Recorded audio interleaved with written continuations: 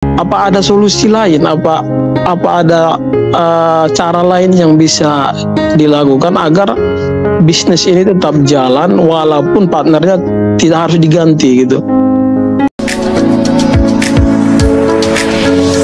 Happy hockey, makin happy, makin hockey.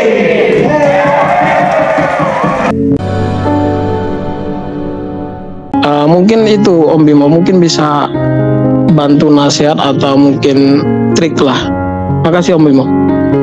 Oke, Kak Nasution, jangan ditutup dulu Pak mic-nya, saya mau tanya dulu.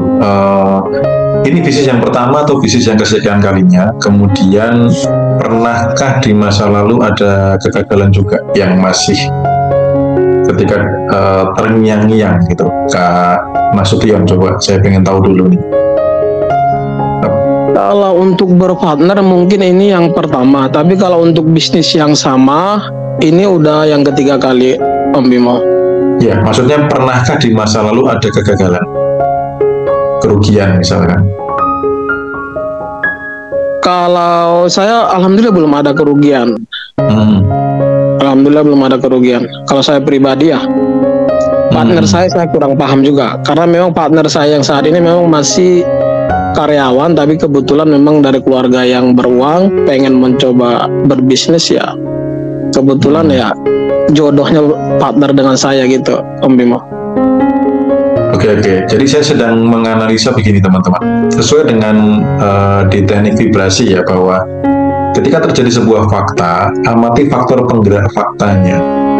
Karena ketika kita berusaha mengubah faktanya, kalau faktor penggeraknya tidak diubah, maka fakta ini bisa terulang kembali gitu. Makanya saya coba menganalisa nih, karena Pak Nasution ini ada problemkah di masa lalu yang mungkin terkait dengan rasa takut, terkait dengan rasa takut, rasa cemas, adakah, atau mungkin pengalaman masa kecil, atau mungkin pernah ditakut-takuti dan sebagainya, sehingga apa? Sehingga mengundang orang yang mempunyai vibrasi dominan takut, vibrasi dominan cemas dan khawatir gitu. Nah ini dicek dulu Pak, dicek dulu dirinya, dicek dulu kenapa ya saya menarik orang yang seperti itu gitu. Atau Bapak pernah punya pengalaman dengan orang yang penakut, dengan orang yang seperti kriteria itu, dan Bapak mungkin punya perasaan yang melekat, artinya terlalu gemes, terlalu jengkel, terlalu gimana sih itu ya. Nah, karena selama masih kejadian itu akan mengubah, akan menarik pola yang sama. Contoh begini ya, contoh sederhana aja. Saya tuh paling nggak suka kalau naik mobil di malam hari itu ketemu motor yang lampu belakangnya mati. Apalagi di daerah Jalan Wonosari ya, saya kan rumahnya Wonogiri. Kampung halamannya, kalau rumahnya ada di Jogja. Nah, ketika harus balik ke Jogja lewat Wonosari yang pegunungan yang gelap gitu ya, ada motor di belakangnya nggak ada lampunya. Nah itu respon gemesnya cepet banget. Ini orang kok kayak dengan nyawanya nggak dihargai apa gimana ya, kok segitunya, harga lampu berapa sih? Nah ketika saya masih dongkol, masih jengkel, apa yang terjadi? Di depannya itu saya ditemukan dengan apa? Motor yang lampunya pada di belakangnya tuh mati gitu.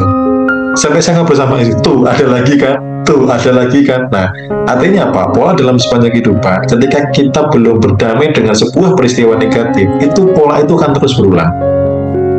Ya. Nah, jadi coba cek Pak, apakah ada perasaan yang belum berdamai dengan karyawan ini? Itu ya, ketakutan mereka, kecemasan mereka. Saran saya netral. Jangan ikut terlalu gemes, terlalu jengkel, terlalu melekat dengan perasaan mereka gitu. Nah, coba berdamai dulu dengan itu, coba amati mereka, kenapa mereka takut, kenapa mereka khawatir, kenapa mereka cemas, diajak ngobrol aja dengan perasaan netral.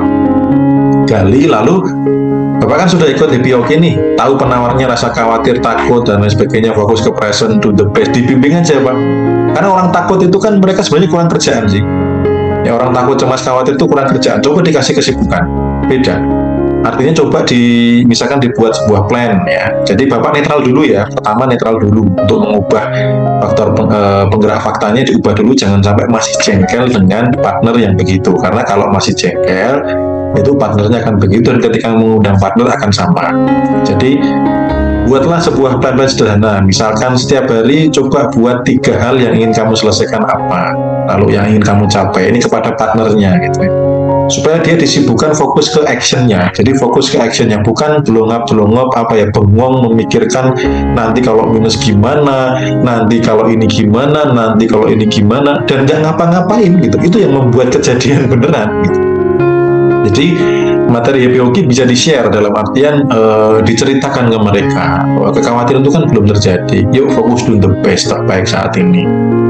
Itu. Jadi ajak ngobrol karyawannya supaya Bapak juga berdamai dengan situasi itu, dengan perasaan-perasaan mereka, ada damai, tidak melekat banget, karena itu bisa menarik lagi. Gitu. Kemudian untuk circle, saran saya jangan ditinggalkan dulu sih gitu ya. Kecuali ada income pengganti yang cukup besar yang mengalahkan yang sebelumnya, silakan. Nah, dengan bisnis yang sekarang bisa nggak sambil berada di circle yang lebih besar? Paling gampang untuk berada di circle besar, ikutlah kelas yang bayarnya mahal. Paling gampang sih itu. Kenapa saya ikut kelasnya Pak Madiku? Orang yang ikut kelas bayarnya 7 juta lebih gitu ya. Apalagi yang CEO Mastermind. Saat saya ikut CEO Mastermind, saya punya bisnis, saya punya PT belum. Tapi ketika saya masuk, siapa yang saya temui? Business owner, ya, orang-orang yang punya perusahaan-perusahaan besar gitu. Yang sekarang jadi konsultan saya itu siapa coba? Teman sekamar saya waktu kelas CEO Mastermind. Jadi konsultan hukum saya, konsultan bisnis saya gitu loh. Orangnya luar biasa, sampai beliau menasihati saya banyak hal.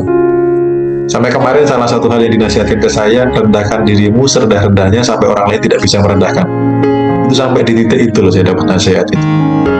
Nah, jadi tips untuk dapat circle yang lebih tinggi, paling gampang itu adalah ikut kelas yang bayarnya mahal. Itu paling gampang, karena orang yang datang itu pasti orang hebat.